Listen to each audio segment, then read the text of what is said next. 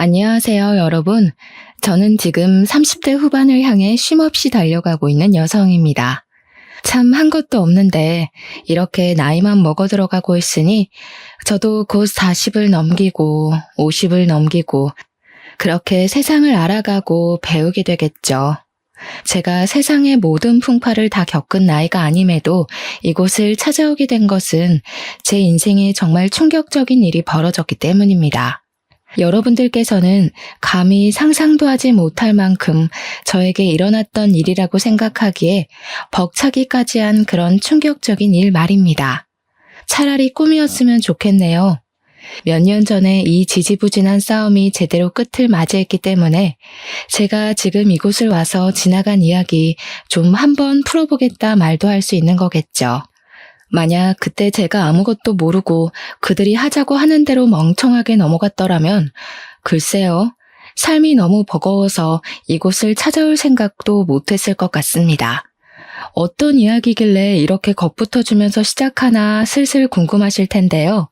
지체 없이 바로 이야기를 풀어보도록 하겠습니다. 끝까지 잘 들어주세요. 저는 남편과 3년이라는 연애를 하고 결혼을 하게 되었는데 사실 결혼을 할 당시 저희가 30 초반대의 나이였기 때문에 당장 결혼을 하자 이런 생각은 전혀 없었습니다. 3년이라는 시간을 만나다 보니 이 사람과 계속 이렇게 만나게 된다면 결혼까지도 할 수 있겠다 하는 마음은 들었지만 그게 바로 그 당시 바로일 거라는 생각을 못했던 것입니다. 게다가 제가 남편보다 1살 연상이었기에 남편의 아직 어린 모습이 눈에 보이기도 했고 믿고 의지할 남편의 면모를 갖추지 못했다고 생각을 하기도 했습니다. 시간이 몇 년 더 흐르면 서로 성숙한 모습으로 결혼 생활을 이어갈 수 있지 않을까 하는 마음이 들었고 저는 그 시기를 기다리려고 했었는데 늘 인생은 제 마음처럼 되지 않죠. 남편이 어느 날 저에게 자기 주위에서 자꾸 이상한 일들이 벌어진다면서 불안해하는 모습을 보여주었습니다. 저는 영문을 몰라서 무슨 일이 생기냐고 했더니 집에 있을 때 자꾸 어딘가 다치는 일이 생긴다거나 아픈 일이 생긴다고 말을 하는 것이 아니겠습니까? 도대체 집에 있는데 왜 그런 일이 생기냐고 이해가 안 가서 물어보니까 평소와 다르게 자기가 밥을 해먹거나 뭘 하면 날카로운 주방 도구들이 거꾸로 꽂혀 있어서 다치는 경우가 생긴답니다. 그냥 남편이 부주의해서 그런 거라 생각했는데 잘 있던 선반이 무너져서 어깨를 다쳤을 때는 저도 의심이 들긴 했습니다. 거기다가 집에서 가끔 가족들이랑 밥을 먹으면 자기만 혼자 배탈이 나기도 한다고 영문 모를 일이 생겨 점집에 찾아갔다고 하더라고요.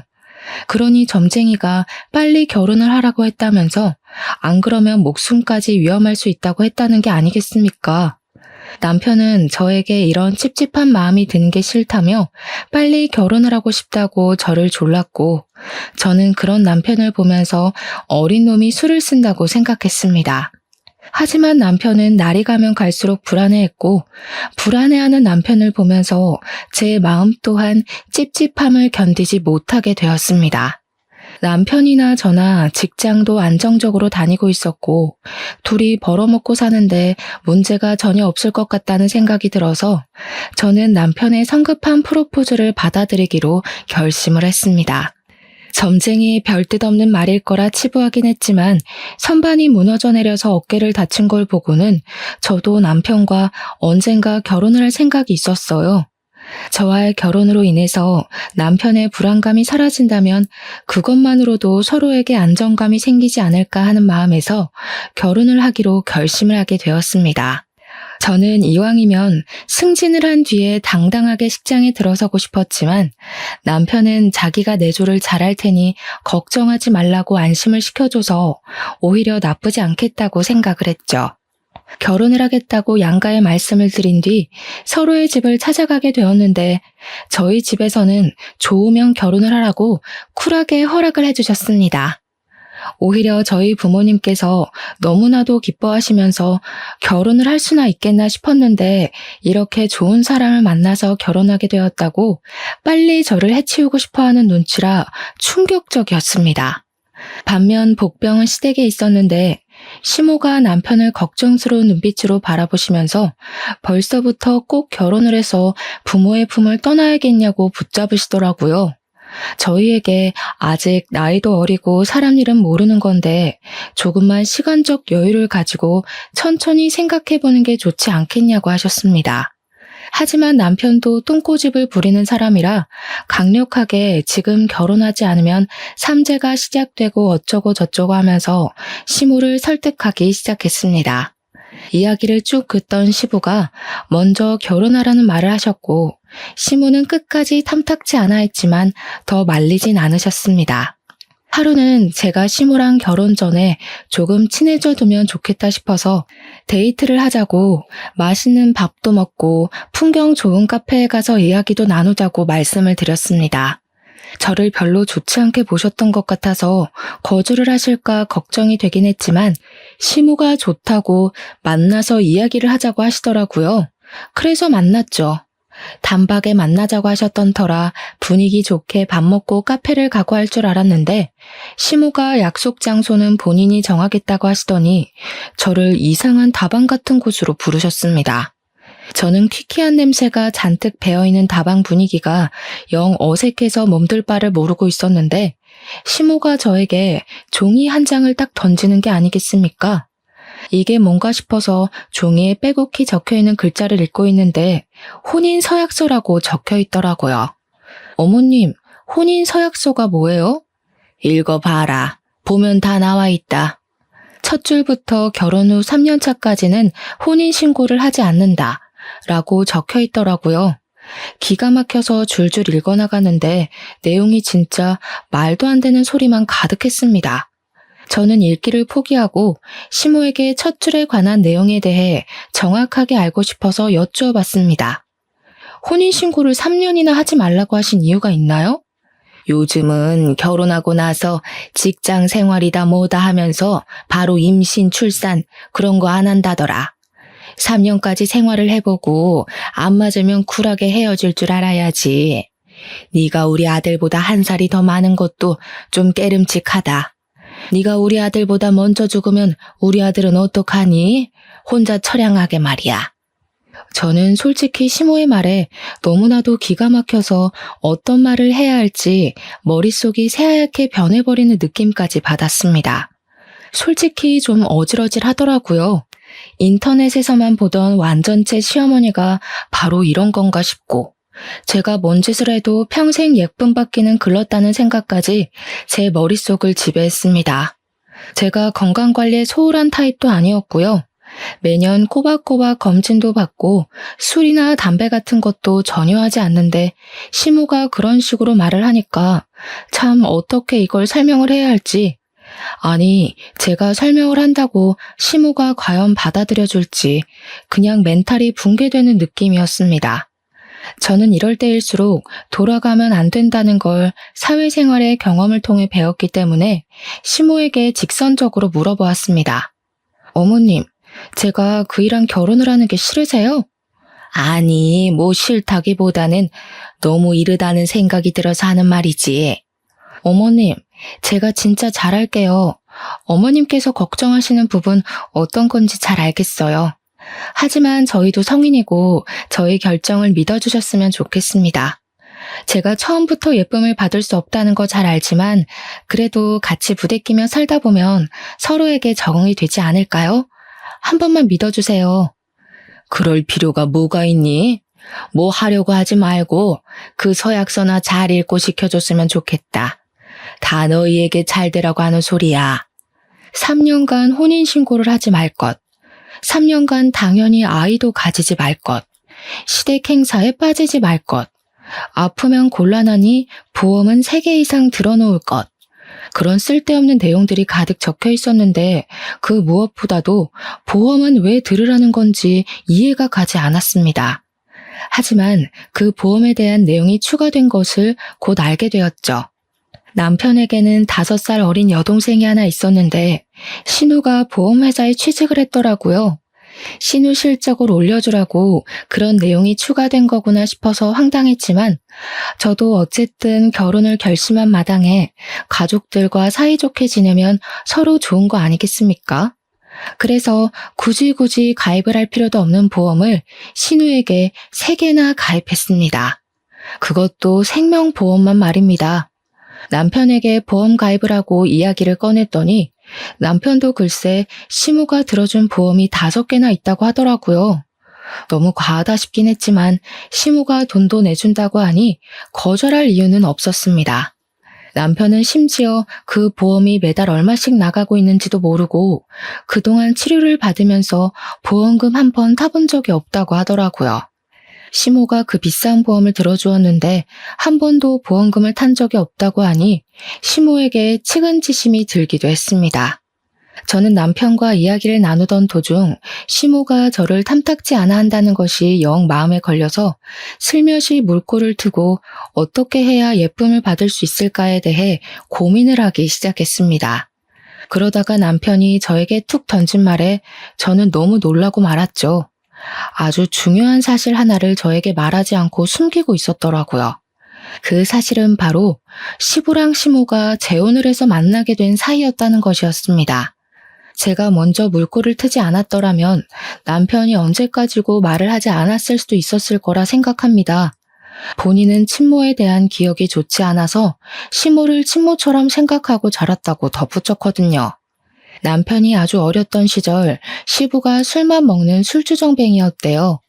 일도 안 하고 집에서 매일 소주를 마시며 남편과 친모를 구박만 하는 전형적인 망난이요. 남들이 상상하는 것만큼의 나쁜 짓은 없었지만 매일 아슬아슬한 분위기가 지속이 되었고 친모가 더 이상 시부랑은 못 살겠다고 이혼을 요구했다고 하더라고요. 이혼이 되자마자 본인 집만 챙겨서 집을 나갔다며 2번 다시는 얼굴도 못 보게 될 거라고 하더니 집을 나간 이후에 친모 얼굴을 한 번도 본 적이 없다고 하더라고요. 남편은 4살 이후 매일같이 친모의 욕을 하는 시부에게 적응이 되었고 자연스럽게 친모에 대한 기억이 좋지 않게 자리를 잡은 것입니다. 거기다가 남편을 두고 떠났으니 남편이 시부와 둘이 살면서 얼마나 힘들고 지쳤겠습니까? 이야기를 듣는 내내 저는 남편의 등을 쓸어주었습니다. 하지만 예상만큼은 아니었다고 하더라고요. 친모가 그렇게 집을 나간 뒤에 시부가 뭔가 깨달은 게 있는지 술을 끊고 열심히 일을 하기 시작했대요. 그리고 얼마 지나지 않아서 지금의 시모랑 재혼을 하게 되었고 여동생도 바로 낳게 되었다고 했습니다. 같이 살면서 하나의 가족이 되었다고 생각하고 지냈는데 남편이 크면서 시부와 시모가 친모에 대한 욕을 멈추진 않았다고 했습니다. 그래서인지 지금도 남편은 친모 이야기를 입 밖으로 꺼내지도 않고 친모가 어떻게 살고 있는지에 대한 관심도 전혀 없이 아예 남처럼 치를 떨면서 살고 있었습니다.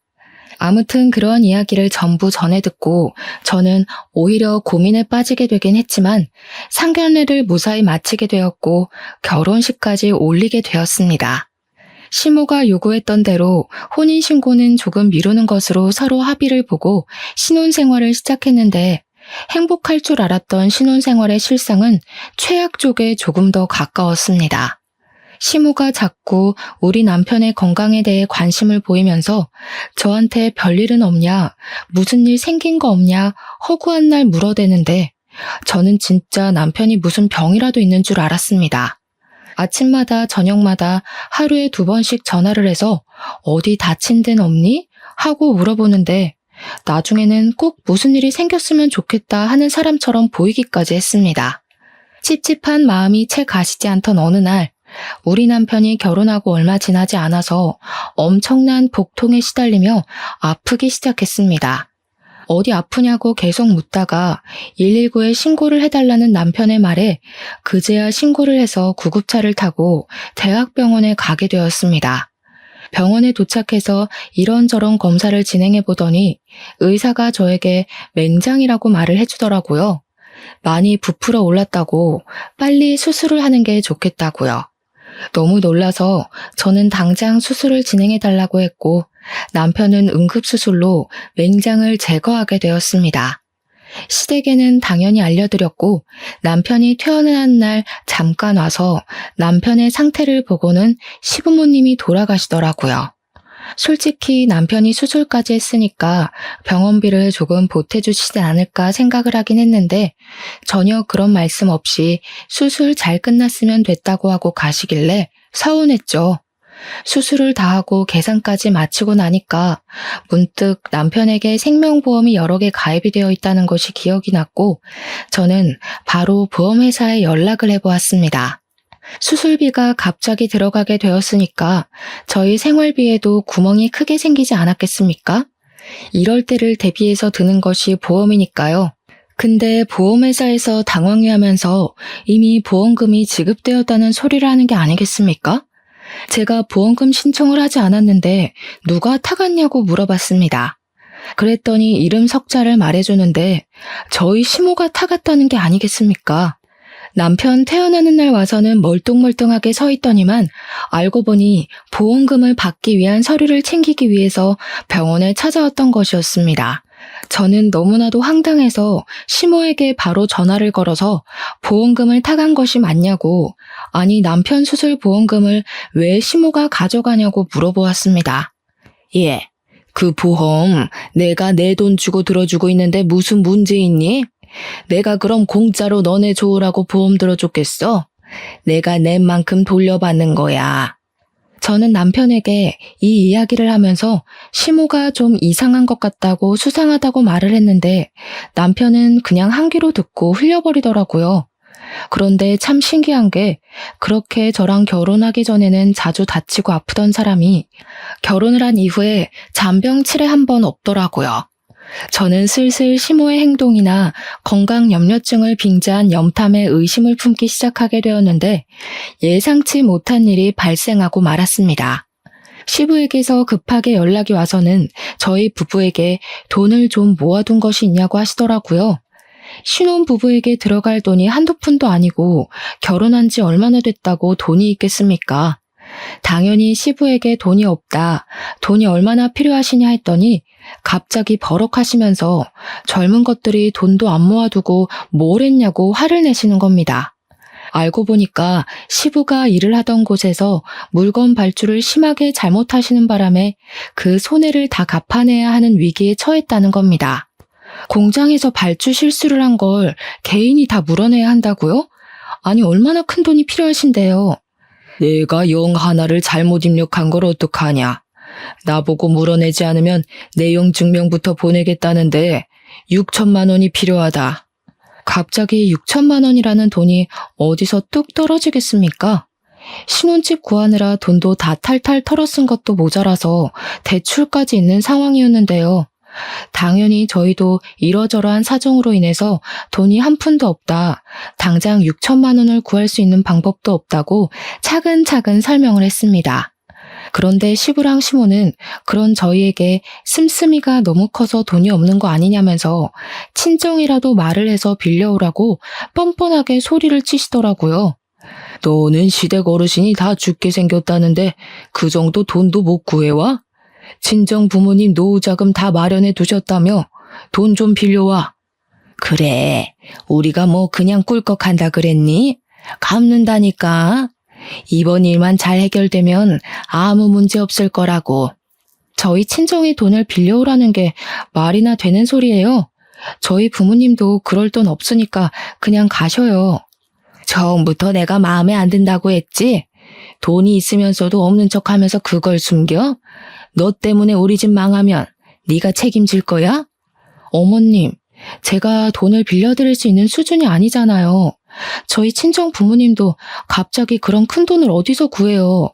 너네가 결혼하고 돈 모은 이유가 뻔하다 뻔해. 배워온 게 없으니까 저금을 해야 할 이유도 못 찾은 거겠지. 그러는 시부모님은 그동안 몇십 년의 세월을 일을 하셨는데 6천만 원도 못 모으셨어요. 저 더 이상 할 말 없어요. 가세요. 뻔뻔하게 친정 운운하면서 돈을 가져오라고 하니 저도 말을 세게 뱉어내고 말았습니다. 아니 다른 것도 아니고 본인이 실수를 한 거 가지고 돈을 달라고 하니 어이가 없죠. 시부모는 크게 후회할 거라고 나중에 다 두고두고 기억해둘 거라며 저를 반쯤 협박하신 뒤에 돌아가셨고 저는 더 이상 찾아오지도 말고 연락도 하지 말라 했습니다. 그 사달이 난 이후에 한동안 조용조용하게 흘러갔던 저희 부부에게 아주 큰 사고가 터지게 되었습니다. 우리 남편에게 잊을 수 없는 일이 벌어지고 말았습니다. 남편이 평소와 다름없이 퇴근을 하던 길에 뺑소니 사고를 당해서 병원에 혼수 상태로 실려갔다는 이야기를 듣게 된 것입니다. 뺑소니 사고인 것도 혼수 상태인 것도 제정신을 뒤흔들기에 충분한 소리였습니다. 저는 너무 놀라서 바로 대학병원 응급실로 뛰어가게 되었습니다. 머리가 많이 부었다면서 수술을 해야 한다고 해서 빠르게 뇌부종을 가라앉히는 수술을 했고, 다행히 결과 자체는 좋다고 했지만 남편은 의식을 찾지 못했습니다. 경찰이 찾아와서 원한 관계가 있었던 것은 아니냐, 사고가 난 위치에 CCTV가 존재하지 않아서 당장 수사에 어려움을 겪고 있으니 시간이 꽤 오래 걸릴 수도 있다는 대답까지 듣게 되었습니다. 저는 제가 나서서 어떻게든 실마리를 잡아야겠다는 생각에 사고 현장에 현수막까지 걸었습니다. 매일같이 경찰서를 찾아가 음료수를 돌리며 우리 남편 뺑소니 사건을 제발 제대로 수사를 해달라며 울고불고 빌었습니다. 결국에 제가 며칠을 찾아가고 빈 덕분에 형사들은 조금만 믿고 기다려달라고 주변 CCTV는 물론이고 블랙박스까지 찾아서 어떻게든 해결을 해주겠다고 약속을 했습니다. 하지만 제 바람과는 다르게 목격자를 찾는 현수막까지 걸었음에도 불구하고 아무런 목격자도 나타나지 않았고 수사는 그 상태 그대로 멈추게 되었습니다. 다행히 사건을 해결하려는 의지가 보이는 형사님께서 담당 검사님과 함께 사건을 수사하기 시작했는데 의지만 불태웠지 진척이 따로 없는 상태로 시간이 흘렀습니다. 남편이라도 눈을 뜨면 너무나도 감사할 것 같았지만 남편은 정말 수술이 잘 되었고 부종도 가라앉아 신체 기능도 살아있다고 했지만 의식을 깨우지 못했습니다. 저는 눈을 감고 미동도 하지 않는 남편의 병수발을 들면서 한계에 부딪히게 되었습니다. 욕창이 생길까봐 하루에 한 번씩 남편을 물수건으로 닦아주어야 했고 남편이 자면서 목이라도 아플까봐 습도도 온도도 적절하게 맞춰야 했습니다. 물론 그만큼 병원비도 만만치 않았죠. 제일 걱정되는 것은 다름 아닌 돈이었습니다. 간병인이라도 두고 싶었지만 그럴 돈이 없었습니다. 남편이 사고로 인해서 휴직에 들어갔기 때문에 제가 혼자 벌어서 병원비와 간병비를 해결해야 했기 때문에 어쩔 수 없이 간병인을 두지 못했습니다. 제가 일이 늦게 끝나는 날이 되거나 물론 회사의 배려로 최대한 줄여나가긴 했지만 출장이라도 가야 하는 스케줄이 잡히면 시모에게 간병을 부탁드렸었습니다. 하지만 시모는 자기는 그런 일 잘 못한다고 차라리 간병인을 두고 쓰지 누가 알아준다고 그 고생을 하냐고 하더라고요. 거기다가 시댁 식구들은 병원에 찾아오지도 않았습니다. 어쩌다가 가끔 남편의 상태가 궁금해서 찾아오더라도 자고 있는 남편의 얼굴만 쓱 보고 사라지더라고요. 위급한 상황이 오거든 그때 연락해라. 어차피 저리 자다가도 깨어날 수도 있는 게 혼수 상태라고 하던데. 시부도 그렇고 시모도 그렇고 아무리 자기 배로 낳은 자식이 아니라고 하지만 그래도 그 어린 시절에 만나서 자식처럼 키운 아들인데 어찌 저리 매정할 수 있는지 말입니다. 남편에게 진짜 가족은 저밖에 없다는 생각밖에 들지 않았고 범인을 찾는 것에 대해 관심이 하나도 없는 시부모와 시누를 보면서 진짜 저게 가족인가 싶어서 너무 힘들었습니다. 시댁에서라도 진심으로 저를 위로해 주었다면 제가 과연 이런 생각을 하게 되었을까요? 정말 해도 해도 너무한다는 생각밖에 들지 않았습니다. 저는 병원과 경찰서를 찾아다니면서 쉬지 않고 남편 병간호를 하고 또 사건에 대해 제대로 알아보기 위해서 밤이고 낮이고 비바람이 몰아쳐도 쉬지 않고 뛰어다녔습니다. 유일하게 저만이 남편을 신경 쓰고 있었기 때문에 제가 여기서 포기를 하면 우리 남편의 곁을 지켜줄 사람이 아무도 없다고 생각했기 때문이었습니다.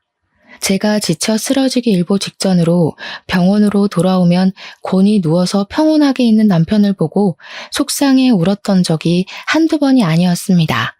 그러던 어느 날 사건 담당 검사님이 저에게 물어볼 곳이 있다고 만나자고 하셨고, 저는 검찰청으로 가서 검사님과 사고가 일어나기 전에 대한 상황 이야기를 했습니다.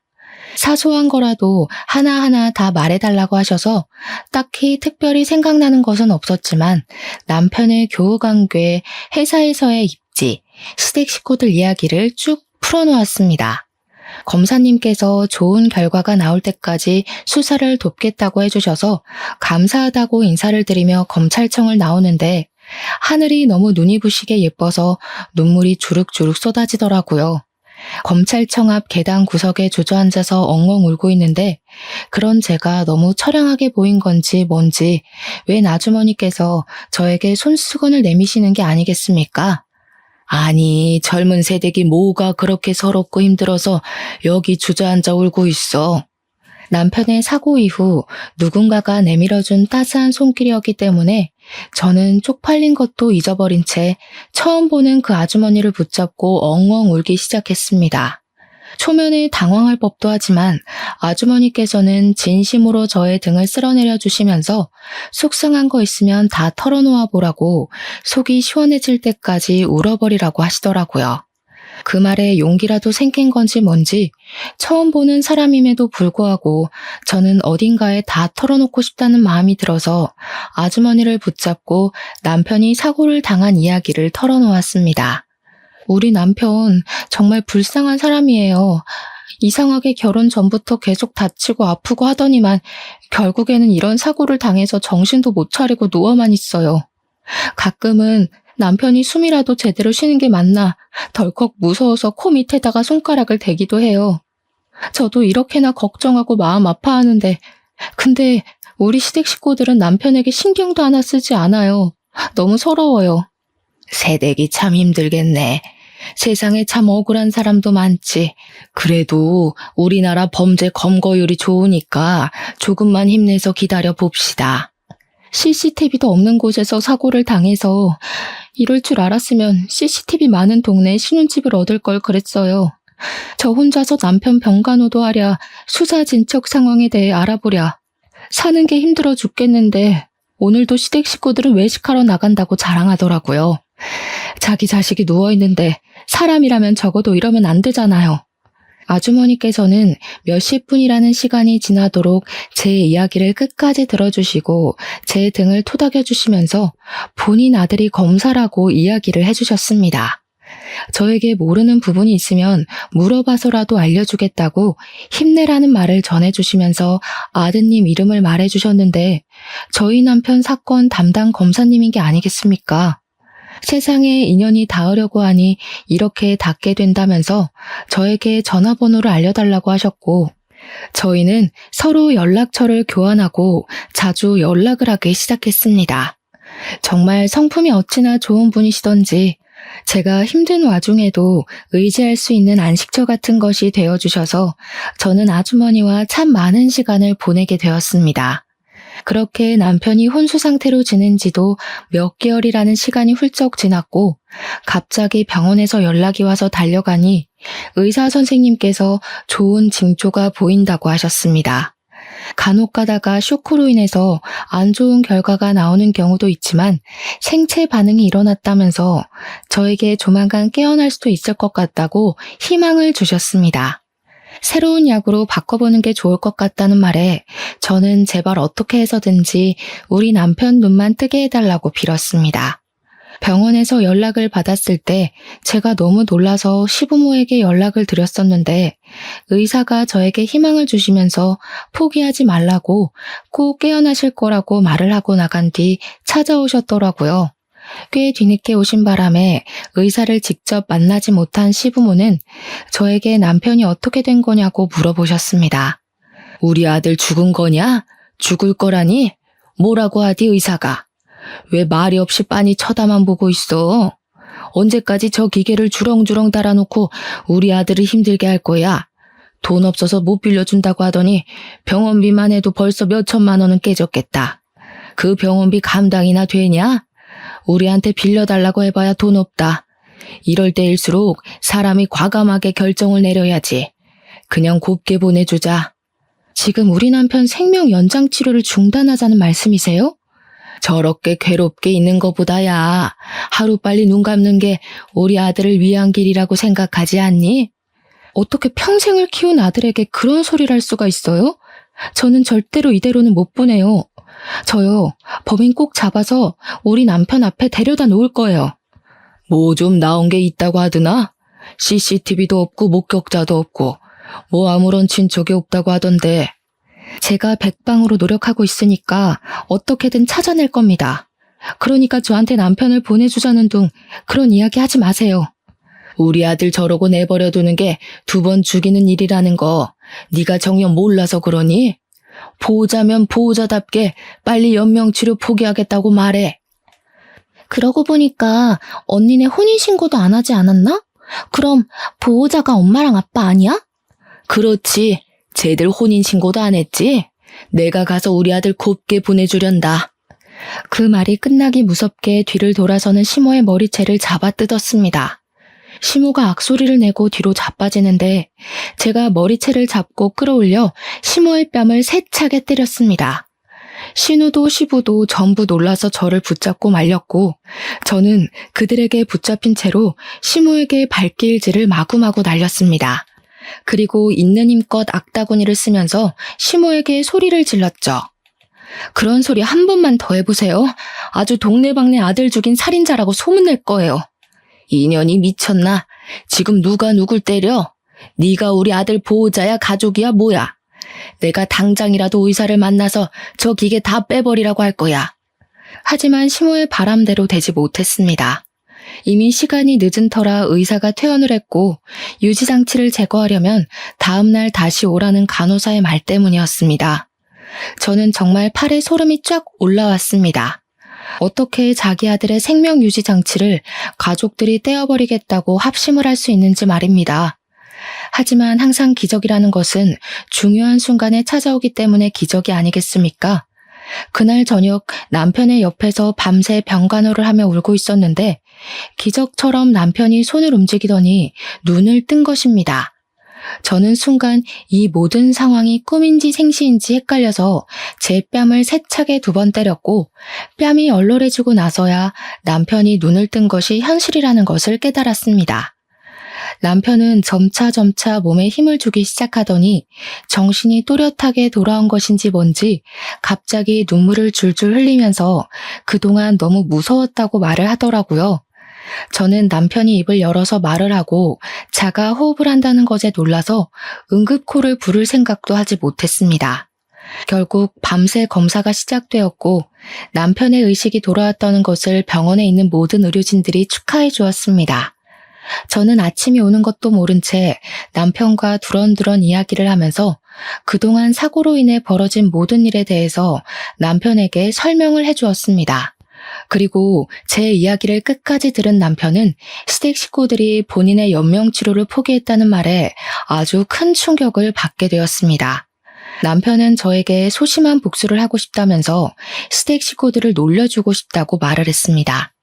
연명치료를 포기하러 오겠다고 말을 하고 돌아갔기에 호흡기를 떼려고 하는 순간 눈을 뜨겠다고요. 시댁 식구들이 화들짝 놀라는 모습과 죄책감을 느끼는 모습이 보고 싶다며 남편은 그들이 와서 기계를 뗄 때까지 의식을 차리지 못한 척 누워있겠다고 했습니다. 저도 시댁 식구들이 남편을 포기할 때 남편이 정신을 차린다면 꽤 통쾌한 복수가 될 것 같아서 찬성을 했습니다. 시댁 식구들은 남편이 깨어난 것을 꿈에도 모른 채 병원에 찾아와서 연명치료를 포기하겠다고 했고 의사는 아무것도 모르는 척 마지막 인사를 하라고 했습니다. 그랬더니 저한테 병실에서 나가라고 하는 게 아니겠습니까? 너는 가족도 뭣도 아니니까 병실 밖으로 나가 있어라. 마지막 임종은 가족들끼리 보내고 싶구나. 저는 졸지에 병실에서 쫓겨나게 되었고 시댁 식구들만 마지막 인사를 하게 되었는데 그 순간 시모가 깨악하는 소리를 냈고 저는 웃으면서 병실에 들어갔습니다. 그런데 남편이 엄청나게 씩씩거리면서 화를 내고 있는 게 아니겠습니까? 아직 몸이 온전치 않은데 벌떡 앉아서 소리를 지르고 난리가 난 것입니다. 이게 다 무슨 일인가 눈치를 살피고 있던 그때 검사가 병실에 들이닥치더니 체포영장을 보여주면서 시부, 시모 그리고 신우에게까지 수갑을 채우는 게 아니겠습니까? 저는 너무 놀라서 이게 다 무슨 상황인가 어리둥절해하고 있었습니다. 그런데 그 뒤에 얼굴이 사색이 된 아주머니까지 같이 따라 들어오시더니 제 손을 잡고 제 걱정이 너무 되었다고 하시는 게 아니겠습니까? 수갑을 차고 있던 시부, 시모 그리고 제 손을 잡은 아주머니의 시선이 한데 모이더니 갑자기 세 사람 모두 얼굴이 시퍼렇게 질리는 것입니다. 당신이 여기 왜 있어? 설마... 아주머니는 시부와 시모를 보며 벌벌 떨면서 이야기를 했고 저는 머리가 어질어질했습니다. 도무지 이 상황이 이해가 가질 않았기 때문이었죠. 세 사람은 서로 아는 듯이 네가 여기에 왜 있냐 따위의 말을 주고받고 있었습니다. 그 순간 남편이 씩씩거리면서 삿대질을 하며 열불을 토해냈습니다. 나를 죽이려고 했던 게 다른 사람도 아닌 우리 부모 그리고 내 여동생이었어? 내가 지금 여기 누워서 다 들었다고. 이놈이 아직 정신이 온전치 못한가? 무슨 그런 무서운 소리를 하고 있어? 저 정신 정말 멀쩡하거든요? 진짜 소름이다 소름이야. 어떻게 부모가 자식을 죽이고 보험금을 갈취하려고. 방금 전에 들어와서 내 호흡기 떼면서 다 털어놨잖아. 나 죽이려고 뺑소니 친 사실을. 잡히면 어떡하나 걱정했는데 화장해버리면 끝 아니냐고 했잖아. 내 사망보험금으로 급한 불 끄고 여행이나 가자고 하면서 신나게 떠든 거 내 귀로 똑똑히 들었다고. 저는 경악을 금치 못하고 있었는데 그 순간 검사가 끼어들어서 말을 이어갔습니다. 그 앞을 때마침 지나갔다는 택시기사의 목격 진술이 있었고 블랙박스를 통해서 뺑소니 차량을 검거하게 되었습니다. 차량 번호 3땡땡땡 차주인이 당신인 것도 다 확인했고요. 그 차 범퍼에서 아주 소량의 혈흔까지 발견했습니다. 우리 신혼집 앞 한적한 골목에 CCTV가 없다는 것을 이미 알고 저지른 시댁 식구들의 뺑소니 사건이었던 것이었습니다. 저는 소름이 돋아서 온몸을 떨었고 아주머니께서는 옆에서 엉엉 우시면서 가슴을 치셨습니다. 이 정신 나간 사람들아, 어떻게 우리 아들을 죽이려고 그깟 돈 때문에... 저는 다시 한번 경악을 할 수밖에 없었습니다. 알고 보니 아주머니가 우리 남편의 친모였던 것이었습니다.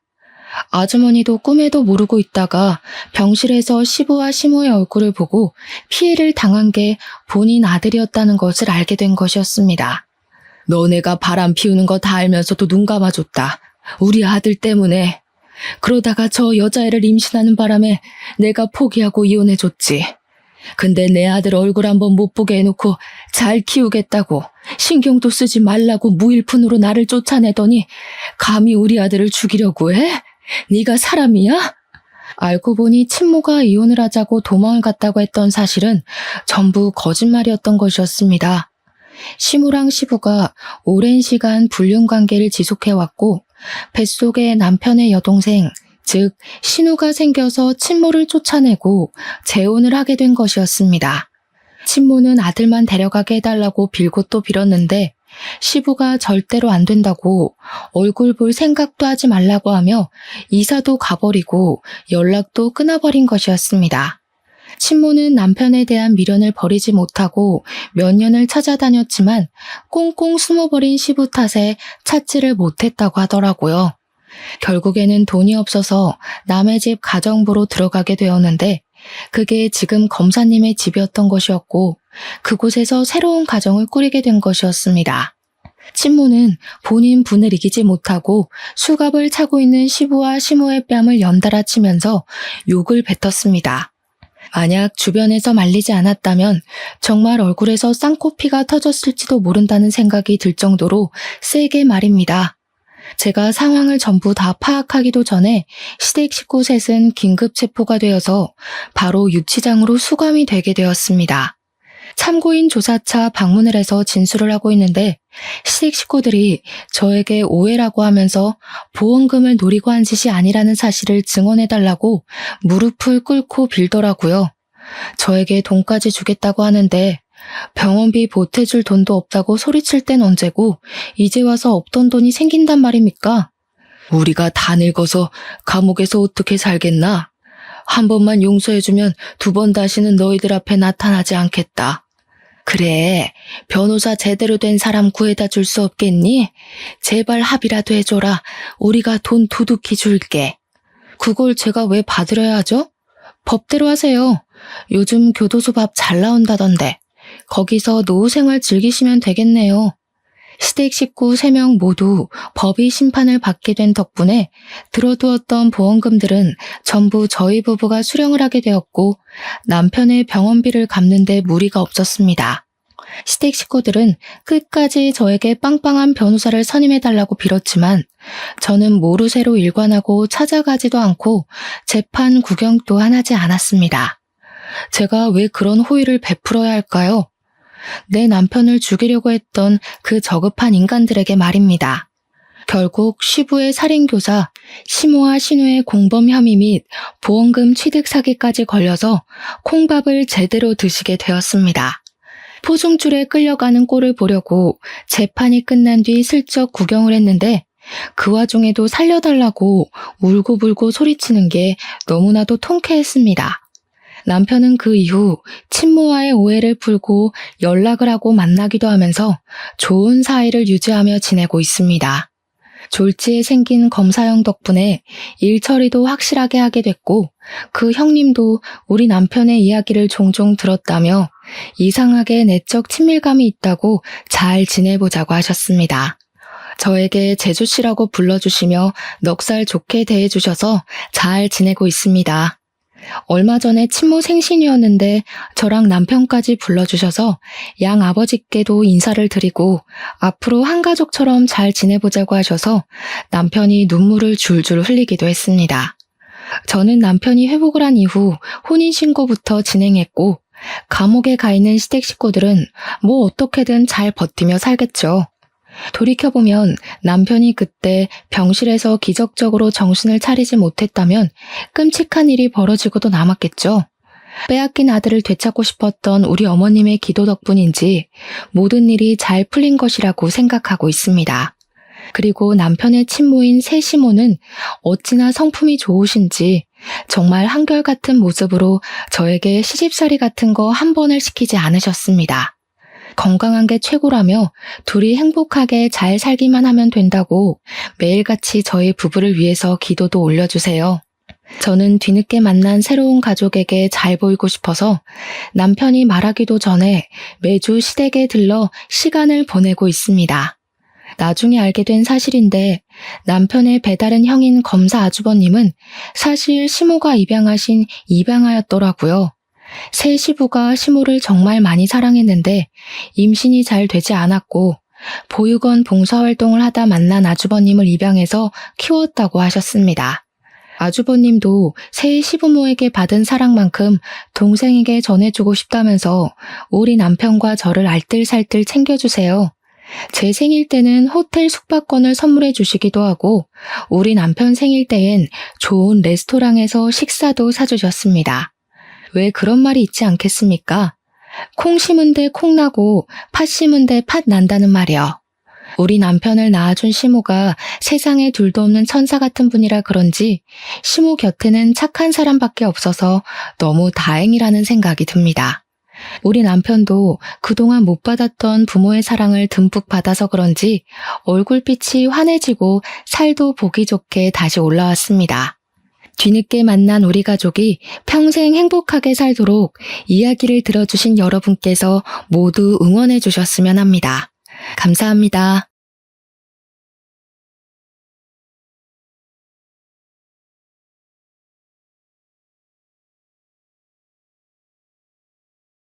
안녕하십니까, 여러분. 저는 지금 60대 후반을 향해 달려가는 인생의 덧없음을 철저하게 느끼고 있는 여성입니다. 저의 인생에 굴곡이 있다면 큰 산이 하나 덜렁 있는 것이 아닌 에베레스트산 여러 개가 쭉 줄지어 있는 느낌이라 생각합니다. 에베레스트가 TV에서만 보던 죽음의 산이라고들 하던데 정말 제 인생을 비유하기에 찰떡이 아닌가 싶을 정도로 환상적인 수식어라고 생각합니다.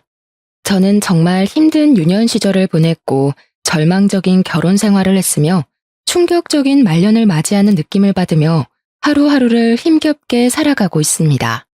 제가 이곳을 찾아와 괜히 여러분의 마음까지 무겁게 만드는 것은 아닌지 걱정이 되지만 제 속 한번 시원하게 털어내고 싶어서 이렇게 글을 써내려갑니다. 모쪼록 제 인생에 대해 여러분과 함께 이야기를 나누고 슬픔을 나누면 반이 된다는 그 말을 실감해 보고 싶답니다. 지금부터 제 인생의 모든 굴곡, 모든 사건, 모든 결말을 이야기해 보도록 하겠습니다. 저는 20살이 갓 넘은 어느 날 아무것도 모르는 상태로 결혼이라는 것을 하게 되었고 그 이후 아주 고통스러운 일생을 맞이하게 되었습니다. 남들은 결혼이 축복이라고 하던데 저에게는 생지옥 그 이상도 이하도 아닌 제도나 다름이 없는 족쇄 같은 것이었기 때문이었습니다. 저랑 남편은 중매를 통해서 만나게 되었는데 남편이 그 당시 보여주었던 모든 행동이나 조건들이 결혼 후 거짓말이었다는 것을 알게 되었습니다. 사업을 한다던 남편은 집에서 놀고 먹는 백수였으며 남편과 함께 살던 홀시어머니의 수발은 모두 저의 몫이 되었습니다. 저희 부모님은 사기꾼이던 중매쟁이의 말에 깜빡 속아 제가 부잣집에서 걱정 없이 살기를 바라며 저를 어린 나이에 시집을 보내신 것이었습니다. 저희 집이 가난했기 때문에 부모님께서는 늘 저를 걱정하셨고 제가 배를 굼지 않았으면 하는 마음에 먼 타지로 저를 시집 보내신 거였는데 실상은 전혀 달랐던 것입니다. 남편은 하루 종일 처자빠져 잠만 자다가 늦은 오후에 일어나서 마시를 나가 술을 먹고 돌아와서는 씻지도 않고 잠을 자기 일쑤였습니다. 그런 남편에게 잔소리라도 할라치면 어느샌가 시모가 제 옆에 떡하니 나타나 제 등짝을 때리며 잔소리를 하셨습니다. 남편의 기가 살아야 사업도 할 수 있는 것이며 돈도 잘 벌어오게 되는 것이라면서 저에게 남편의 기를 죽일 생각은 꿈에도 하지 말라고 하셨습니다. 저는 당장이라도 이혼을 꿈꾸며 하루빨리 이 족쇄 같은 집구석을 떠나겠다고 결심을 했었는데 아주 충격적인 일들이 그 뒤에 줄줄이 터지기 시작했습니다. 매일같이 백수 생활로 놀고 있는 남편. 어느새 저에게 모든 일을 맡기고 옆에서 눈을 부릅뜨고 지켜보며 잔소리를 하는 시모까지. 결국 저는 도망갈 수 없음을 느끼고 체념을 하고 있었죠. 그런데 집안 가게 살림에 구멍이 뻥뻥 뚫리기 시작했습니다. 그동안 모아두었던 돈들이 전부 바닥이 난 것인지 뭔지 쌀을 살 돈이 없다며 저에게 일을 하라고 시모는 잔소리를 시작하셨습니다. 차라리 집구석에서 한심한 사람들의 꼴을 보고 있느니 일을 하는 게 낫겠다는 생각에 동네 작은 가게에 취직을 해서 돈을 벌어다가 시모와 남편의 수발을 들고 있었습니다. 반찬을 사러 가는 길이 무서울 정도로 돈이 없어서 전전긍긍을 하던 도중 친정 부모님께서 아주 갑작스러운 사고를 당하게 되었습니다. 두 분이서 저를 보러 오시겠다며 그 멀리서 버스를 타고 이동을 하시다가 버스 전복 사고가 나게 되면서 그 자리에서 그만 목숨을 잃고 마셨던 것입니다. 처음 병원에서 전화를 받았을 때 저는 현실감이 전혀 느껴지지 않아서 한참을 멍하니 수화기를 들고 서 있어야 했습니다. 시모가 전화비 많이 나온다고 당장 전화를 끊으라고 소리를 치지 않았더라면 그 자리에서 하루 종일도 서 있었을지 모르겠습니다. 저는 정말 갑자기 두 부모를 한날 한시에 잃어버린 천의 고아가 되고 말았고 제 인생은 점점 더 미궁 속으로 빠져들게 되었습니다. 장례를 전부 치르고 상실감에 젖었는데 저희 집은 제가 태어나던 때부터 지금까지 단 한 번도 부유했던 적이 없었던 집안이라 당연히 물려받을 유산 같은 것도 전혀 없었습니다. 상속을 할 재산이 없으니 딱히 부모님의 재산을 정리할 것도 없었는데 그걸 알게 된 시모가 저에게 한 소리를 하시더라고요. 부모를 잃은 슬픔에 잠겨서 아무것도 하지 못하고 먹지도 못하는 사람에게 저희 부모님이 실속이 전혀 없는 사람이라면서 핀잔을 주는 게 아니겠습니까? 부모님 두 분 다 어이없는 사고로 보내버린 자식에게 도대체 그게 할 소리랍니까? 저는 상식을 벗어난 시모에게 정말 치가 떨렸습니다. 우리 집이 물려줄 유산이 1원도 없는 거지 같은 집안인지 몰랐다면서 보험도 들어둔 게 하나도 없냐고 저에게 잘 알아보라고 하더라고요. 돈돈거리면서 장례식장에 다들 부조는 많이 했냐고 물어보는데 사람의 탈을 쓴 짐승이 따로 없다는 생각을 하게 되었습니다. 어떻게 사돈이 죽었는데 장례식장에서 돈 타령을 할 수 있는 것인지 이해가 가지 않았습니다. 하지만 시모와 남편의 만행은 여기서 끝이 나지 않았습니다. 이 정도가 전부였다면 제가 에베레스트를 들먹일 이유가 없었겠죠. 장례가 끝난 뒤 큰 돈을 만질 거라 생각했지만 보험금도 재산도 하나 없자 시모는 저에게 하루빨리 돈이나 많이 벌어오라면서 슬픔에 잠길 시간을 주지 않았습니다. 제가 부모님을 추락할 시간조차 주지 않고 부려먹을 생각만 하고 있었으니 제 속은 얼마나 타들어갔겠습니까? 저는 집에서 놀고 먹는 백수 남편과 모든 걸 제 탓을 하고 돈 타령만 하는 시모를 모시고 살다가 이혼을 다시 한번 결심한 어느 날 임신을 하게 된 사실을 알게 되었습니다. 오랜 시간 달거리가 없었고 몸이 이상하게 나른하고 배가 불러온다고 했더니 임신을 하고 말았던 것입니다.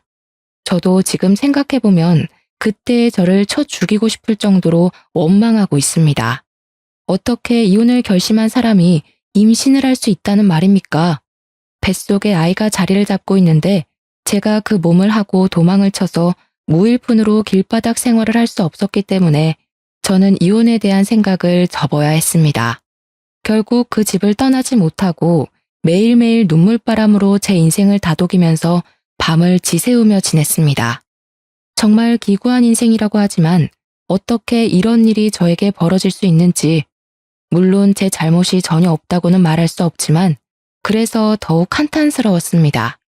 제가 임신까지 했음에도 불구하고 정신을 차리지 못한 남편은 돈을 한 푼도 벌어오지 않았고 벌어와야 한다는 생각조차 하지 않았습니다.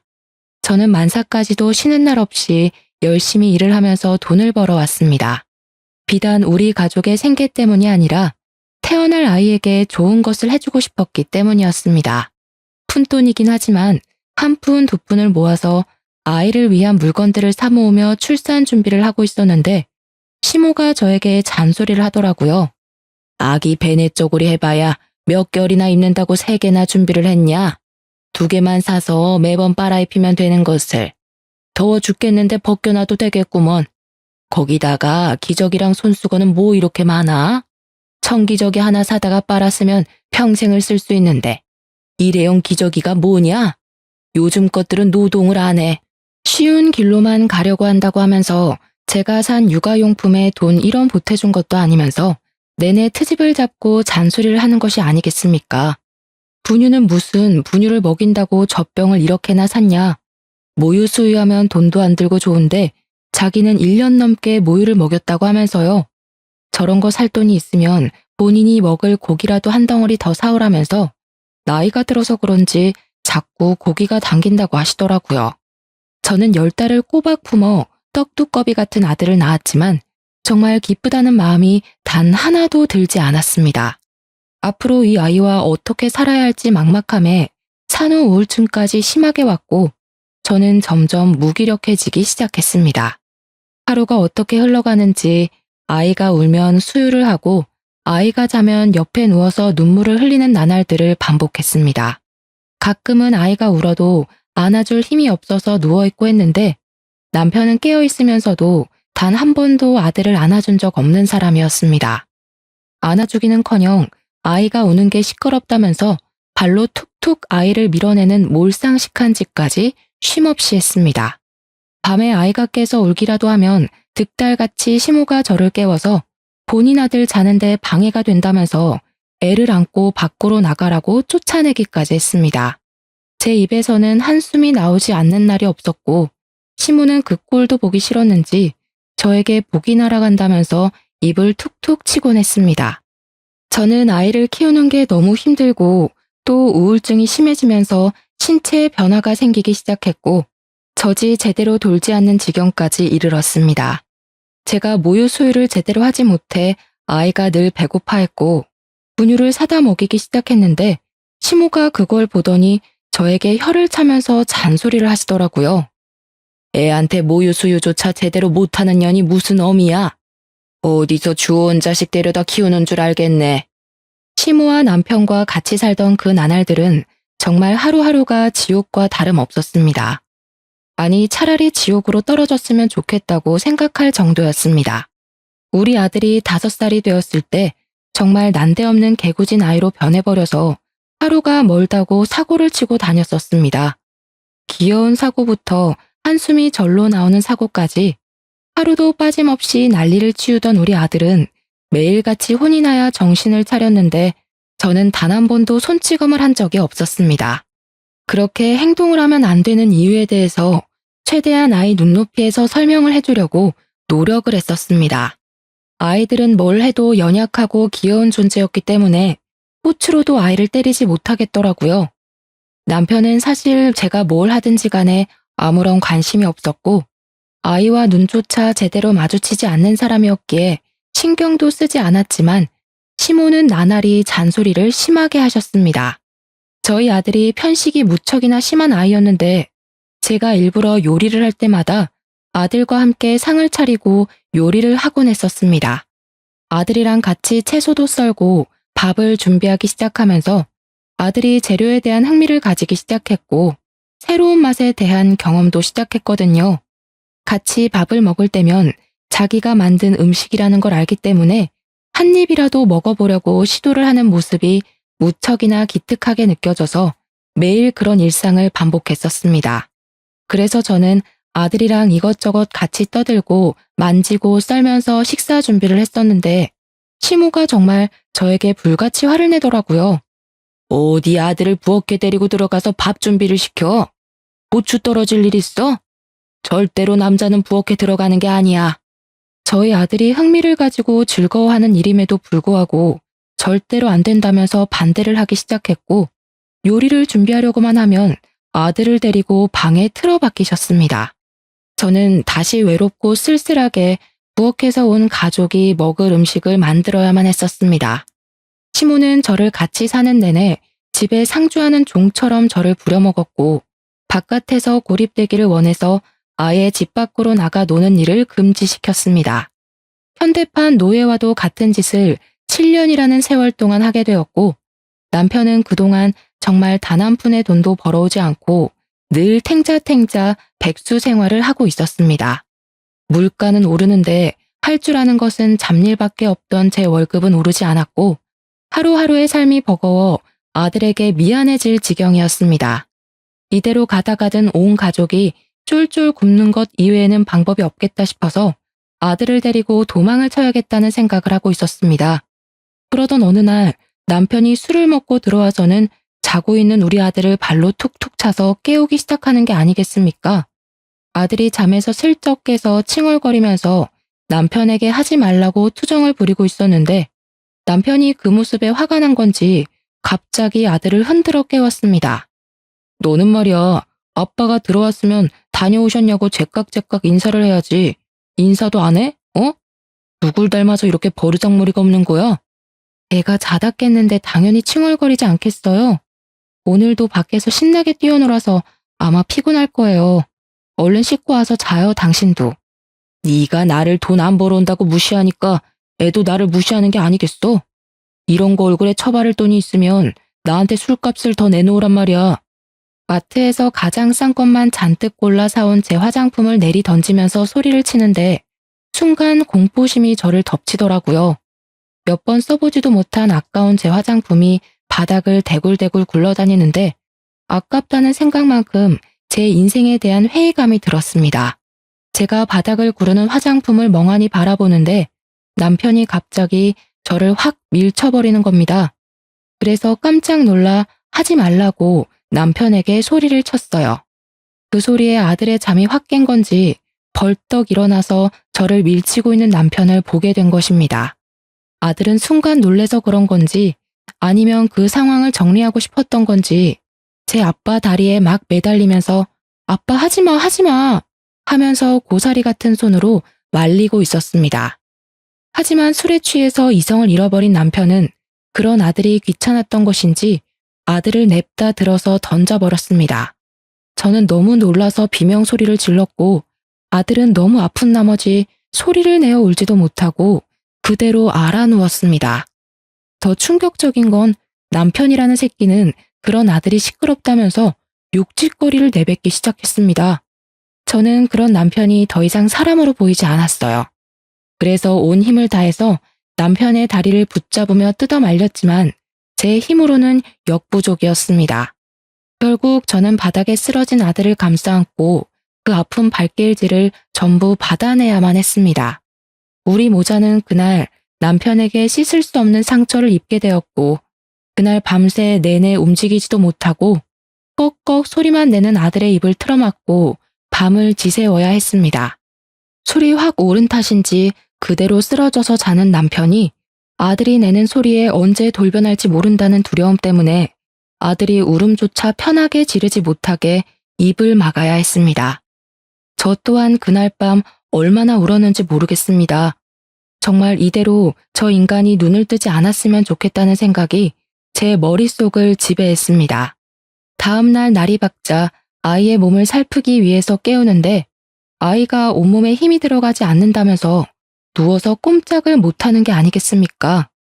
저는 너무 놀라서 구급차를 부를 생각조차 하지 못하고 그대로 아이를 들쳐업고는 근처 병원으로 달려갔는데 의사가 저를 보고 그러더군요. 아들의 목뼈부터 허리까지 실금이 갔는데 아직 너무 어린 나이라서 어떻게 손을 쓸 방법이 없다고. 그냥 잘 붙기를 바라는 수밖에 없다고요. 그 뒤로 전 아들이 움직이지 못하도록 각고의 노력을 했으나 그 어린아이가 뭘 알겠습니까? 결국 점점 커가면서 아들은 디스크에 문제가 생기게 되면서 하지방 사통이라는 너무나도 생소한 병에 시달리게 되었습니다. 한마디로 저희 아들이 목뼈부터 허리까지를 쭉 다치게 되면서 엉덩이부터 시작해서 장딴지 뒤쪽까지 통증이 시작되는 병에 걸리게 된 것입니다. 사고 후유증으로 찾아왔다고 하기에는 고칠 방법이 없는 너무나도 안타까운 통증을 동반한 병이었습니다. 저는 정말 진심으로 남편이라는 놈을 저주하게 되었고 밤마다 울면서 그 인간을 좀 데려가 달라고 하늘에 기도를 올리게 되었습니다. 하지만 남편은 전혀 반성도 없이 애가 허약한 체질이라서 이렇게 된 것이며 자신의 책임은 전혀 없다는 식으로 말을 하는 것이 아니겠습니까? 애가 다쳐서 치료를 해야 하면 가만히 누워만 있게 돌봤어야지. 네가 제대로 돌보지 못해서 이런 후유증이 남은 거 아니겠어? 거기다가 태어났을 때부터 모유도 제대로 못 먹고 분유 먹고 자라서 애가 이 모양 이 꼴이 된 거야. 알아? 그래, 우리 아들 말 틀린 거 하나 없다. 네가 낳을 때 잘못 힘을 줘서 이렇게 된 거 아니냐, 응? 나오면서 허리가 걸린 거 아니냐고. 저한테 그냥 운이 나쁘게 사고를 당한 거다. 그 사고에는 네 책임도 있다고 박박 우기던 남편과 시모는 어느새인가 모든 걸 제 탓으로 돌리고 있었습니다.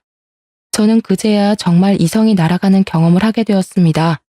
악에 받쳐서 눈물을 뚝뚝 흘리면서 남편에게 이혼을 하자고 소리를 질렀습니다. 그러자 시모와 남편이 저까지 죽을년 취급을 하더라고요. 어떻게 하늘 같은 지아비에게 이혼을 운운하냐면서 가정교육을 잘못 받았다고 하더군요. 하지만 이성이 날아간 저는 그들의 작태를 그냥 두고 볼 수만은 없었습니다. 제가 시모에게 당했던 시집살이는 물론 남편이 저와 아들에게 폭력을 휘둘렀던 것, 그동안 돈을 한 푼도 벌어오지 않았던 것까지 전부 다 걸고 넘어지면서 바락바락 대들었고 집안일에서 완벽하게 손을 뗐으며 벌어온 돈 모두를 제 몫의 통장에 집어넣었습니다. 돈을 벌어도 그들에게 단 한 푼도 주지 않고 버텼고 그럴수록 화를 내는 남편을 보면서 저는 이혼을 운운했습니다. 거기다가 남편 놈이 제가 벌어왔던 돈으로 그동안 노름판에서 하루 종일을 보냈으며 계집질까지 하고 있었다는 사실을 알게 되었습니다. 저는 더 이상 참고 살면 바보가 된다는 마음이 들었고 하나뿐인 우리 아들을 위해서라도 이 집에서 빨리 탈출을 해야 한다고 생각했습니다. 필사적인 마음이 생기고 나니까 사람이 참 의지가 강해지더라고요. 버티고 반항하고 정신 나간 사람처럼 울부짖으며 이혼을 말했습니다. 이혼을 하기로 한 날 분을 참지 못한 남편과 시모는 결국 저를 방에 가두어 두고 다시 한번 생각해보라며 매질을 하기 시작했습니다. 저는 맞는 와중에도 이를 악물며 참으며 버텨냈고 결국에는 경찰에 그 둘을 신고하면서 이혼을 할 수 있게 되었습니다. 그들이 유치장에서 죄가 없다며 억울하다며 뻔뻔하게 부정을 하는 동안 저는 경찰의 도움으로 이혼을 할 수 있었습니다. 그들에게는 돈이 없었기에 가석방이라는 것도 없었고 어쩔 수 없이 수감 생활을 해야만 하는 지경에 이르렀습니다.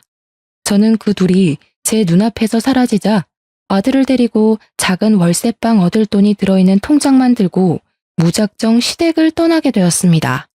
그들의 폭력으로 인해 법의 심판을 받는 동안 저는 그들이 다시 세상 밖으로 나와서 저와 아들을 찾지 못하는 곳으로 가기 위해 필사적인 노력을 했습니다. 여러 지방을 돌고 돌아 겨우 도착하여 자리를 잡은 곳은 바로 해남에 위치하고 있는 땅끝 마을이었습니다. 그곳에서 저는 생전해본 적이 없는 김밥 장사를 시작하며 아이에게 쓰일 돈을 마련하기 위해 하루하루를 힘들게 버티게 되었습니다. 처음에는 노상에서 김밥을 말아서 파는 일을 하다가 한 푼 두 푼 정말 티끌 모아 태산이라는 말처럼 쌈짓돈을 모아 아주 작은 구멍가게 같은 걸 열게 되었습니다. 라면과 김밥을 팔면서 아들을 키워낸 저는 20년을 더 고생한 덕분에 우리 아들을 아주 기골이 장대한 놈으로 키울 수가 있었습니다. 그만큼 제가 하루도 쉬지 않고 일을 해서 번 돈으로 아들을 먹이고 입히고 했다는 산 증거가 아니겠습니까? 제 인생의 전부이자 제 인생의 원동력이었던 아들을 그렇게 키우고 나니 정말 가슴이 벅차오를 정도로 울컥한 마음이 들었습니다. 우리 아들은 어릴 때 다친 영향으로 인해서 오래 걷거나 서 있는 것을 힘들어하긴 했지만 그래도 일상생활이 어느 정도 가능한 수준으로 자랐습니다. 이미 한번 다쳐버린 몸뚱어리가 정상으로 돌아오기는 힘들었고 그럴 가능성도 없었지만 의지 하나로 잘 버텨왔다고 생각합니다. 우리 아들이 28살이 되던 해의 말입니다. 드디어 우리 아들이 결혼을 하고 싶다고 하면서 여자를 하나 데려온 것이 아니겠습니까? 달덩이처럼 얼굴이 아주 동그랗고 복스럽게 생겨서 행동까지도 귀여웠던 그 여자아이는 제 며느리가 되었습니다. 성격이 정말 어찌나 좋던지 살갑기도 하고 밝기도 하고 하나하나 따질 구석이 없는 그런 귀여운 아이는 우리 아들을 진심으로 사랑해주는 것 같았습니다. 제가 며느리를 처음 봤던 그날 홀려버릴 정도로 성격이 좋았으니 저는 정말 반대할 이유가 하나도 없었고 하루빨리 내 며느리가 되었으면 좋겠다고 생각했습니다. 하지만 며느리의 집안에서 우리 아들을 무척이나 반대하는 바람에 바로 당장 결혼식을 올릴 수가 없었습니다. 제가 작은 구멍가게를 운영하며 아들을 키워냈으니 집안이 번듯한 것도 아니었고 우리 아들에게 아주 조금의 장애까지 있으니 반대할 만했다고 생각은 합니다. 거기다가 며느리 또한 이혼한 가정에서 자라 타돈어른이 투병을 하고 있던 중이었기에 재력이 있는 집안으로 시집을 보내고 싶다는 마음이 굴뚝 같았을 겁니다.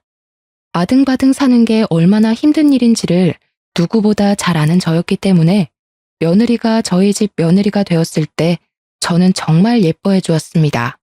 저의 작은 김밥집에서 굳은 일을 마다하지 않고 저를 돕는 며느리를 어찌 예뻐하지 않을 수가 있겠습니까? 그 당시 저희 아들은 주유소에서 일을 하고 있었는데 사실 아들이 벌어오는 돈은 아주 조금밖에 되지 않았습니다. 다리에 장애가 있었기에 일이 빠르지 않았고 오래 서서 일을 할 수 없었으니 당연히 버는 돈이 적을 수밖에 없었습니다. 제대로 공부를 하지 않아서 좋은 회사에 취직을 하지 못한 아들은 늘 취업에 대한 자격지심이 있었던 놈이었습니다. 거기다가 반대가 심했던 안싸돈이 우리 아들에게 직장조차 제대로 가지지 못한 놈이 무슨 결혼이냐고 계속해서 무시를 해댔기 때문에 자격지심은 더욱 깊어지기만 했습니다. 하지만 저는 그런 일이 있음에도 불구하고 우리 아들 부부가 현명하게 대처를 하고 잘 이겨나갈 수 있을 것이라 생각해서 둘 사이를 지지해 주었습니다. 그러던 도중 정말 불운하게도 주유소에서 사건이 일어나게 되었습니다. 야간에 일을 하던 아들이 잠시 졸음에 빠져서 꾸벅꾸벅 하던 도중에 주유소 전문 털이범이 현금통을 통째로 털어간 사건이 벌어지게 된 것입니다. 아들이 한번 잠에 빠지면 누가 업어가도 모를 정도로 깊게 자는 놈이라 현금통을 털어간 범인으로 우리 아들이 지목되게 된 것입니다. CCTV가 있는 곳도 아니었던 터라 아들이 훔쳐가 놓고 발뺌하는 거 아니냐면서 사장은 물론이고 경찰까지 우리 아들을 의심해 조사를 받게 되었습니다. 현금이 꽤 들어있었던 탓에 그 돈을 전부 물어내라고 난리를 치는 사장 때문에 우리 아들은 물론이고 저까지도 골머리를 썩었습니다. 수사를 통해서 제3의 인물의 지문이 나오면서 다행히 아들은 누명에서 벗어나긴 했지만 이미 대부분의 사람들이 우리 아들을 범인으로 생각하고 있던 상태였습니다. 가뜩이나 자격지심으로 똘똘 뭉친 아들은 범인으로 몰렸다는 그 충격에 헤어나오지 못하게 되어버렸죠. 아들은 그대로 주유소를 그만두게 되었고 저와 며느리가 김밥집을 운영하면서 버는 돈으로 먹고 살아야 했습니다. 하지만 그것도 쉬운 일은 아니었습니다. 김밥이랑 라면을 팔아서 버는 돈이 되면 얼마나 되겠습니까? 저희가 무슨 엄청 큰 분식집을 하는 것도 아니었고 정말 작은 3평짜리 가게였습니다. 생활은 점점 궁핍해지기 시작했고 어쩔 수 없이 며느리가 취직을 하면서 돈을 벌어오기 시작했습니다. 그냥 작은 사무실에서 잡일을 하기 시작했는데 거기 사장이 또 엄청나게 나쁜 놈이었던 것입니다. 우리 며느리에게 돈을 더 얹어주겠다면서 치근덕거리기 시작했고 나중에는 불륜관계를 맺자고 요구를 했다는 것이 아니겠습니까? 당연히 저희 며느리는 절대로 그런 일은 없을 거라며 사장을 거부하기 시작했습니다. 그러자 치졸하게 회사 사람들 앞에서 대놓고 며느리에게 망신을 준다던가 일부러 야근을 시키는 둥 며느리를 괴롭히기 시작한 것입니다. 며느리는 하루가 다르게 우울해졌고 말라가는 게 눈에 보일 정도로 힘들어 했습니다. 저는 당장이라도 며느리에게 일을 그만두라고 말을 하고 싶었고 아들에게는 나가서 돈을 벌어오라고 시키고 싶었습니다. 며느리가 너무나도 힘들어하자 저는 참지 못하고 아들에게 이만큼 집에서 놀았으면 나가서 돈을 벌어오라고 말을 했습니다. 나 같은 병신이 도대체 어디서 돈을 벌어오라는 거야? 어디 취직할 자리 있으면 엄마가 좀 알아보던가. 이제는 다른 사람도 모자라서 엄마까지 나한테 손가락질을 하는 거야? 나를 무시하는 거냐고. 그 이후로 아들은 알코올 중독자처럼 술독에 빠져서 살기 시작했습니다. 저는 아들의 집에 갈 때마다 술병이 나뒹구는 걸 보고 얼마나 가슴을 치며 화를 냈는지 모르겠습니다. 너는 네 아빠 생각이 안 나니? 어떻게 이런 모습으로 매일매일을 보낼 수 있니? 네가 사람이라면 지난 과거를 떠올려봐라. 네가 누구 때문에, 뭐 때문에 그런 아픔을 가지게 됐는지는 생각도 하지 않고 매일 술을 마셔? 이런 식으로 행동할 거면 너도 며느리랑 이혼해라. 저 가여운 아이가 무슨 죄가 있어서 이런 꼴로 살아야 하니? 새 삶을 찾을 수 있게 기회를 주란 말이야. 저는 아들을 엄청나게 몰아세웠고 그럴 때마다 아들은 부들부들 떨면서 본인의 자격지심을 마음껏 드러냈습니다. 며느리는 당장의 생계를 책임져야 했기 때문에 일을 그만두지 못했고 똑같은 악순환이 반복되는 일상을 살아야만 했습니다. 저를 찾아와서 넋두리를 한다던가 저에게 자주 하던 연락도 서서히 끊기게 되면서 저는 점점 더 며느리의 걱정에 피가 마르는 심정으로 하루를 살았습니다. 결국에 저는 며느리가 걱정되어 참지 못하고 아들 집으로 방문을 했는데 며느리가 현관문을 여는데 선글라스를 끼고 있는 게 아니겠습니까? 어떻게 사는지 잘 살고 있는지 궁금해서 찾아갔더니 집안에서 선글라스를 끼고 있는 며느리의 모습에 무척이나 황당스러웠습니다. 아니 얘야, 너는 왜 집안에서 선글라스를 끼고 있니? 어머님, 저 눈병 걸려서요. 보기가 영 흉하기도 하고 옮길 수도 있다고 해서 그냥 끼고 있는 거예요. 안경을 찾지 못해서 어쩔 수 없이 선글라스를 끼고 있다며 어색하게 웃는 며느리를 보고 그냥 그런가 보다 하고 말았습니다. 그날 며느리와 대화를 잘 나누고 다음에 또 올 테니 잘 쉬고 있으라고 너무 힘들어하지 말라고 며느리의 등을 몇 번 다독여주고는 집으로 돌아왔습니다. 또 몇 주의 시간이 흐른 뒤 찾아가 보니 며느리가 이번에는 감기에 걸렸다고 하면서 마스크를 끼고 있지를 않나. 하루는 시간이 없어서 머리를 감지 못해서 냄새가 난다며 모자를 푹 눌러쓰고 있는 게 아니겠습니까? 제가 밖에서 만났더라면 이해를 했을 텐데 집안에서 만나는 건데도 그런 모습을 하고 있는 게 무척이나 의아했습니다. 제가 참 바보 같죠? 그게 며느리가 주는 신호임을 알았어야 했는데 저는 아무것도 눈치를 채지 못한 바보 멍청이었습니다.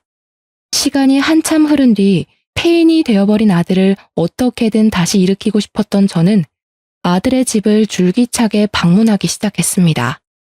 아들네 집으로 가서 며느리가 일이 바빠 챙기지 못한 집안 살림을 정리해주고 반찬도 채워주고 하면서 아들에게 잔소리를 했죠.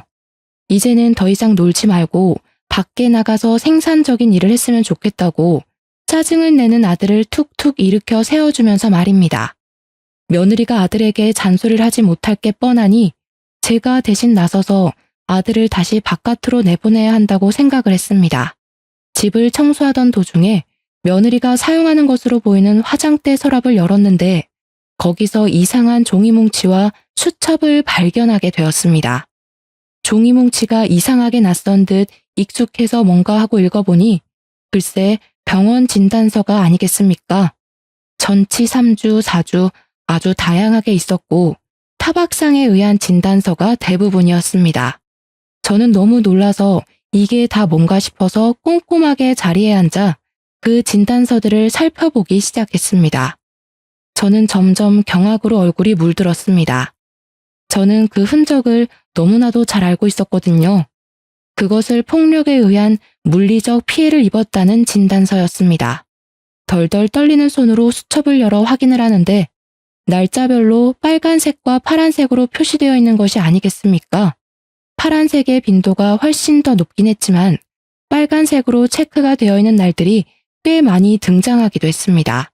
뒤로 넘겨서 그 날짜에 쓴 일기들을 확인하는데 며느리가 적은 것으로 보이는 그 일기에는 우리 아들에게 손찌검을 당한 이야기들이 줄줄이 써져 있었습니다.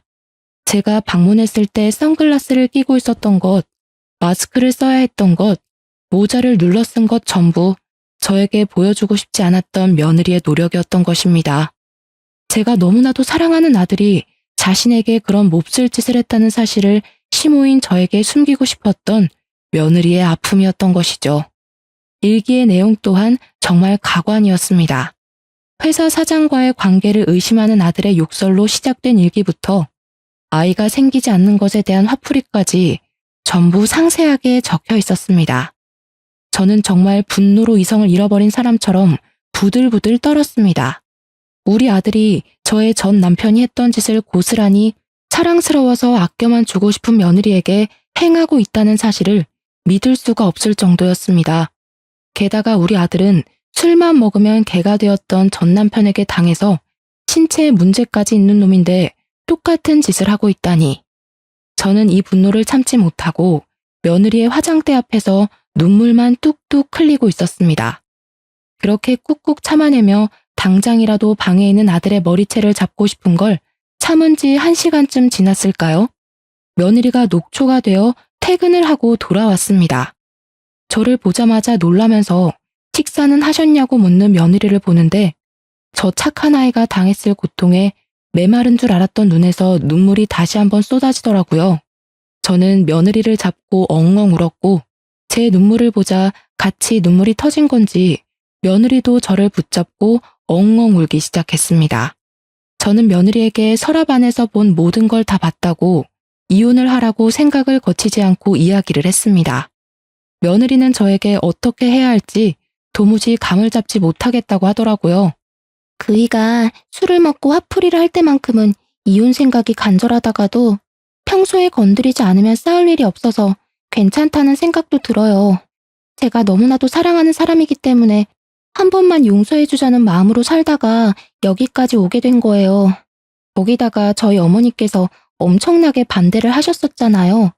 엄마 보기 부끄러워서 제가 어떻게 이혼을 하겠어요. 저는 며느리에게 생전해본 적 없던 호통을 크게 쳤습니다. 너의 인생이 지금 나락으로 가게 생겼는데 그 와중에 부끄럽긴 뭐가 부끄럽다는 게야. 내가 화장대 서랍 안에서 모아둔 증거 다 봤다. 이거 가지고 경찰에 신고를 해. 그리고 내가 가게를 팔아서라도 네 변호사 선임해 줄 테니까 이혼 소송을 걸어.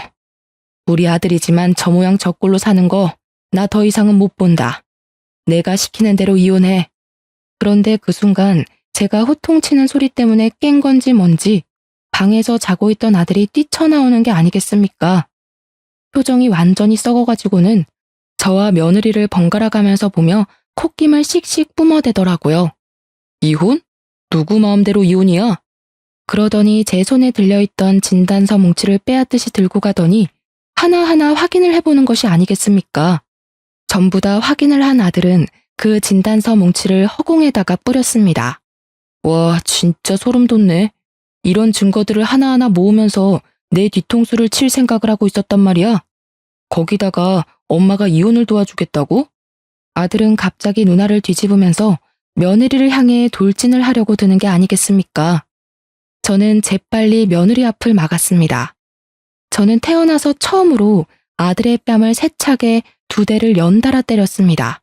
지금 누가 누구한테 화를 내고 있는 거야? 정신 안 차릴 거야? 내가 이 꼴 더 이상은 못 보겠다. 내가 네 아빠한테 그렇게 당하고 살 때 네 아빠가 나 때리는 거 맞겠다고 그 앞에서 울고불고 매달리다가 다쳐서 장애를 얻어놓고 그 과거는 다 까먹은 채로 똑같은 일을 저지르면서 살아? 네가 사람 새끼야? 악마 새끼지. 저는 소리를 치면서도 분이 풀리지 않아서 황당해하고 있는 아들의 뺨은 물론이고 등짝이며 팔뚝이며 손이 닿는 대로 때렸습니다. 엄마는 어떻게 자식 생각 하나도 안 하고 이혼을 시킬 생각만 하냐고. 내가 며느리 보기 부끄러워서 더 말을 못하겠다. 얘, 넌 뭐하고 있니? 당장 짐 싸서 친정으로 가. 그러자 아들은 며느리를 말리려고 악소리를 내며 달려들었고 저는 그런 아들의 발을 걸어 넘어뜨렸습니다. 아들이 다리를 잘 쓰지 못하기 때문에 약점이라고 생각하고 정강이를 걷어차니 아프다고 대굴대굴 구르더라고요. 너 같은 놈은 며느리길 막을 자격 없다. 아가, 너는 진단서 들고 경찰서부터 가. 엄마, 너 같은 놈은 콩밥을 먹어야 해. 그 이후부터는 며느리를 도와 모든 법적 절차를 밟게 했습니다. 경찰에 아들의 모든 짓을 낱낱이 밝히고 아들을 고소하고 이혼 소송을 진행하게 되었습니다. 저는 안사돈을 찾아가 무릎을 꿇고 빌었고 소액이라도 위자료를 꼭 지급하겠다고 약속을 드렸습니다. 아들은 법원에서 무수히 많은 사건에 대한 혐의가 인정이 되었고 진단서가 그 증거의 뒷받침이 되어 주었습니다. 아들은 징역 8개월형을 받게 되었고 수감 생활을 시작하게 되었습니다. 며느리는 이혼을 했고 저는 며느리에게 2번 다시는 이쪽으로 발길조차 돌리지 말라고 신신당부를 했습니다. 며느리는 울면서 저에게 끝까지 죄송하다고 인사를 했지만 전혀 죄송할 필요가 없다고 오히려 며느리를 안심시키려 애를 썼습니다. 그 이후 아들은 만기 출소를 했지만 그 어떤 곳에서도 빨간 줄이 그려진 아들에게 일을 시켜주는 곳이 없었습니다. 좌절에 좌절을 맛본 아들은 매일같이 술을 퍼먹고 지내다가 결국 집으로 돌아오는 길에 무단횡단을 하다 사고를 당해 세상을 떠나고 말았습니다. 저는 당연히 우리 아들이 제대로 된 인생을 살지 못하고 그렇게 허무하게 죽어버린 것이 불쌍하고 마음이 아픕니다. 하지만 사람을 꽃으로도 때리지 말라고 했음에도 그런 일을 벌인 것은 그 어떤 것으로도 용서를 받지 못한다는 것을 다시 한번 깨닫게 되었습니다. 저는 비록 혼자가 되었지만 오히려 자유롭고 편안한 마음이 든답니다. 김밥 장사는 여전히 그 자리에서 하고 있습니다. 가끔은 며느리가 저를 도와서 같이 장사를 하고 가게를 정리했던 그날들이 그리워지기도 합니다. 항상 제 옆에서 힘이 날 만큼 환하게 웃어주던 그 얼굴을 어떻게 잊을 수가 있을까요? 그 예쁜 아이의 얼굴에 그림자를 지게 한 그 과거가 너무나도 고통스럽습니다. 그래서인지 저는 며느리와도 완벽하게 연락을 끊어냈습니다. 가끔 한번 그리울 때가 있긴 하지만 지금까지는 아무런 소식도 듣지 않고 잘 참아내며 지내고 있는 중입니다. 앞으로 먹고 살 만큼만 벌어먹고 살면서 말년을 맞이해 보려고 합니다. 무소유라는 말처럼 정말 모든 것에서 자유로워진 저의 남은 인생을 응원해 주시기 바랍니다. 감사합니다.